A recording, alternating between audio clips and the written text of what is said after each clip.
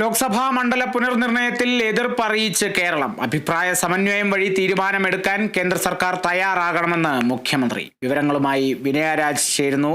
വിനയ, 1952, 63, 73 എന്നീ വർഷങ്ങളാണ് മണ്ഡല പുനർനിർണയം ഏറ്റവും പ്രധാനമായും രാജ്യത്ത് നടന്നത്. അതിനുശേഷം 76-ലൊക്കെ ഈ പ്രക്രിയ മരവിപ്പിക്കുന്ന സാഹചര്യമുണ്ടായി. പിന്നീട് 84-ാം ഭരണഘടനാ ഭേദഗതി വന്നപ്പോൾ അത് പിന്നെ ദീർഘിപ്പിക്കുന്ന സാഹചര്യമുണ്ടായി, ആ മരവിപ്പിക്കൽ നടപടിയൊക്കെ. ഇപ്പോൾ അത്തരത്തിലുള്ള സാഹചര്യങ്ങളൊക്കെ കണക്കിലെടുക്കാതെ ഒരു കേന്ദ്ര സർക്കാർ നീക്കമാണ് പ്രധാനമായും നടന്നുകൊണ്ടിരിക്കുന്നത്. എന്താണ് കേരളം പ്രധാനമായും ഇതിൽ എതിർപ്പായി ഉന്നയിക്കുന്നത്?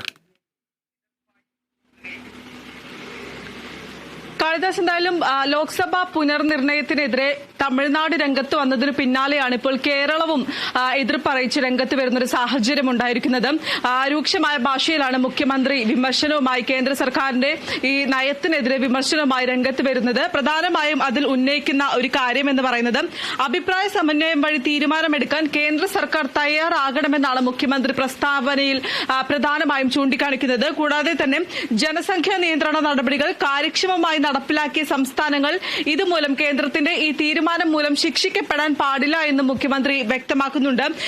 നിലവിലുള്ള അല്ലെങ്കിൽ സംസ്ഥാനങ്ങളുമായി സംസാരിക്കണം, അവരുടെ അഭിപ്രായങ്ങൾ കൂടി ആരായേണ്ടതുണ്ട് തുടങ്ങിയ കാര്യങ്ങൾ മുഖ്യമന്ത്രി പ്രസ്താവനയിൽ വ്യക്തമാക്കുന്നുണ്ട്. കൂടാതെ തന്നെ നിലവിലുള്ള സീറ്റുകളിൽ ഒരു സംസ്ഥാനങ്ങൾക്ക് നിലവിലുള്ള സീറ്റുകളിലൊന്നും തന്നെ ഒരു കുറവ് വരാൻ പാടില്ല എന്നും മുഖ്യമന്ത്രി വ്യക്തമാക്കുന്നുണ്ട്. അതായത് കേരളത്തിൽ 20 എംപിമാരാണുള്ളത്.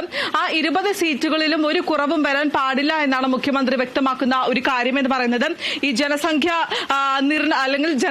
പുനർനിർണയത്തിന്റെ ഭാഗമായി സംസ്ഥാനങ്ങളിൽ ജനസംഖ്യ കുറവ് വരുന്നത് നല്ലതാണെങ്കിൽ കൂടി ഈ കുടുംബാസൂത്രണ നയങ്ങൾക്ക് അനുസൃതമായി ജനസംഖ്യ കുറച്ചുകൊണ്ടുവരുന്ന സംസ്ഥാനങ്ങൾക്ക് ഈ പാർലമെന്റിൽ ഒരു തരത്തിലും സീറ്റിൽ ഒരു കുറവും ഉണ്ടാകാൻ പാടില്ല എന്നാണ് മുഖ്യമന്ത്രി ഈ പ്രസ്താവനയിൽ വ്യക്തമാക്കുന്ന ഒരു കാര്യം എന്ന് പറയുന്നത്.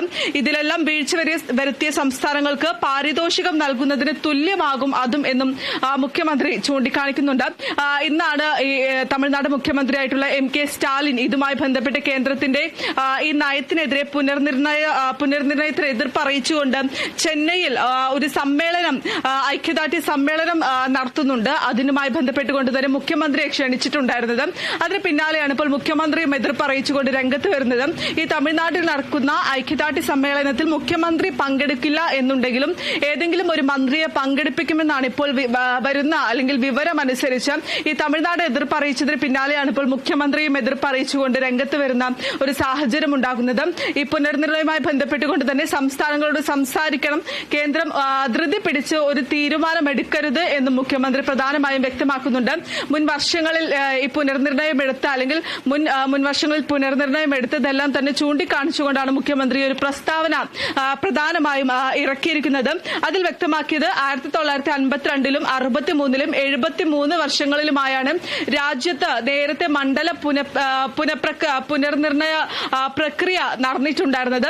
ഇത് 1976-ൽ 42ാമത് ഭരണഘടനാ ഭേദഗതിയിലൂടെ ഈ പ്രക്രിയ 2000-ന് ശേഷമുള്ള ആദ്യത്തെ സെൻസസ് വരെ താൽക്കാലികമായി മരവിപ്പിക്കുന്ന ഒരു സാഹചര്യം ഉണ്ടായിരുന്നു. അതിന് പിന്നാലെയാണ് ഇപ്പോൾ വീണ്ടും ഒരു പുനർനിർണയവുമായി കേന്ദ്രം രംഗത്തെത്തുന്ന ഒരു സാഹചര്യം ഉണ്ടായിരിക്കുന്നത്. അതുകൊണ്ട് തന്നെ ധൃതി പിടിച്ച ഒരു തീരുമാനം കേന്ദ്രത്തിന്റെ ഭാഗത്തു നിന്നും ഉണ്ടാകാൻ പാടില്ല. മറ്റു സംസ്ഥാനങ്ങളോട് സംസാരിക്കേണ്ടത് അത്യാവശ്യമായിട്ടുള്ള ഒരു കാര്യം തന്നെയാണ്. കൂടാതെ തന്നെ ഈ പുനർനിർണയം വന്നിരുന്നാൽ കൂടി മറ്റു സംസ്ഥാനങ്ങളിലുള്ള ഈ MPമാരുടെ എണ്ണത്തിൽ ഒരു കുറവ് വരുത്താൻ പാടില്ല എന്നും മുഖ്യമന്ത്രി പ്രധാനമായും വ്യക്തമാക്കുന്നുണ്ട്. എന്തായാലും തമിഴ്നാട് എതിർപ്പ് അറിയിച്ചതിന് പിന്നാലെ തന്നെയാണ് ഇപ്പോൾ കേരള മുഖ്യമന്ത്രിയായിട്ടുള്ള പിണറായി വിജയനും എതിർപ്പ് അറിയിച്ചുകൊണ്ട് രംഗത്ത് വന്നിരിക്കുന്നത്. കാളിദാസ്. ശരി, വിനയ രാജാണ് വിവരങ്ങൾ നൽകിയത്.